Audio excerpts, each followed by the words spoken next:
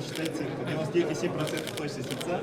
Казанские айтишники с помощью нейросети запустили систему, которая может сканировать и считать произведенную продукцию, например, куриные яйца. Сейчас ноу-хау наших разработчиков уже используют около 200 предприятий страны. Видим, получается, как конвейерный, как с каждой корпусов выходит у нас сколько получается яиц.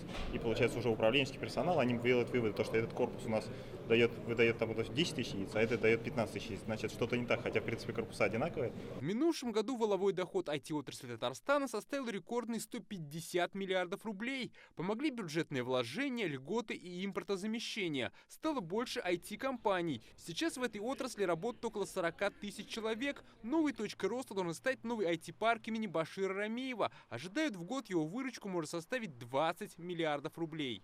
В 2022 году Татарстан сделал большой рывок, создав новую современную инфраструктуру 50 тысяч квадратных метров для бизнеса, стартапов и студентов.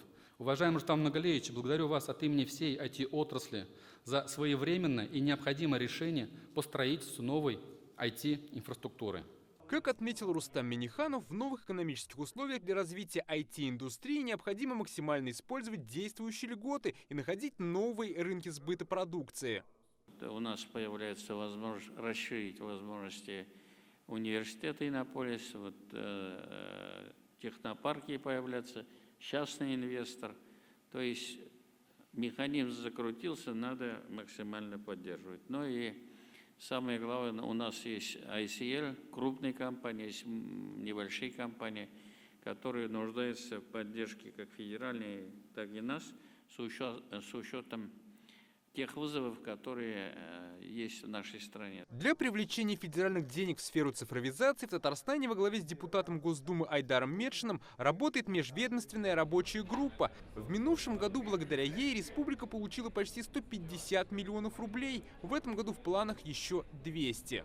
В известных условиях, тогда, когда IT-сфера сама по себе как отрасль, с которым мы поняли, столкнулись с тем, что оказывается, мы и сами можем, но и без нее нельзя, в том числе и кадры. Поэтому это не только деньги, и может быть даже не столько денег. Без средств, безусловно, невозможно, но изменение сознания, мышления, понимание того, что это должно быть, и мы это можем. В год цифровизации в Татарстане в электронном виде стали возможны все госуслуги. За ними дистанционно обратились более 100 тысяч раз. Социально-экономический эффект почти 17 миллиардов рублей. Работу, проводимую в республике, положительно оценили на федеральном уровне. По итогам 2022 года мы видим, что Республика Татарстан демонстрирует высокий уровень реализации региональных проектов, которые входят в состав федеральных и в конечном итоге национальных проектов. Например, реализацию таких национальных проектов, как производительность труда, поддержка МСП, культура и цифровая экономика, Республика Татарстан выполнила на 100%, занимает первое место среди субъектов Российской Федерации. Одна из ключевых задач отрасли – подготовка кадров. Учебные заведения выпустили более 4000 специалистов. Помогают также курсы повышения квалификации и уроки цифры для школьников. Для студентов были организованы чемпионаты, конкурсы, хакатоны. В целях повышения цифровой грамотности людям пожилого возраста организовывали лекции, консультации, конкурсы. Считаем возможным рассмотреть продолжение их реализации. Как отметил Рифкат Минниханов, вузам необходимо готовить специалистов с прикладными знаниями. Так, резидентами, например, бизнес-инкубатор в период с 2011 по 2022 год явилось более 50 студентов стартапов, IT-проектов. Но в реалиях это крайне мало. Речь идет о тысячах подлежащих реализации стартапов до 2030 года.